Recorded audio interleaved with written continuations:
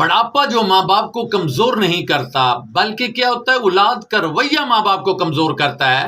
کیونکہ بڑھاپا، جو لوگ کہتے ہیں بڑھاپے میں ماں باپ کمزور ہو جاتا ہے، لیکن میں کہتا ہوں کہ بڑھاپا ماں باپ کو کمزور نہیں کرتا، بلکہ اس کی اولاد کا رویہ جو ہے وہ اسے کمزور کرتا ہے۔ میں کہتا ہوں ماں باپ کی خدمت کرو، ماں باپ سے محبت کرو، ماں باپ کا کہا مانو، ماں باپ کے قدموں میں بیٹھ کر ماں باپ کی دعائیں لو، تو اس لیے آپ کا ماں باپ بوڑھا نہیں ہوگا۔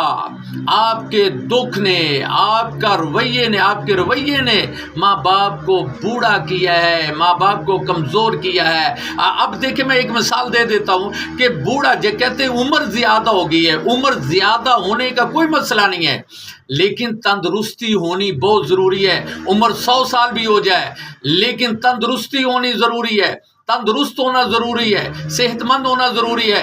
اگر آپ یہ دیکھیں کہ عمر 30 سال ہے یا 25 سال ہے، تو اگر بندہ ہی صحت مند نہیں ہے، بیمار ہے، تو اس سے زندگی کا، جوانی کا کیا فائدہ ہے؟ 100 سال کی عمر بھی ہو جائے، لیکن صحت مند ہونا ضروری ہے۔ ماں باپ جب بھی کمزور ہوتا ہے، فکر مند ہوتا ہے، اپنی اولاد کے رویے سے ہوتا ہے، اس لیے ماں باپ کی خدمت کرو۔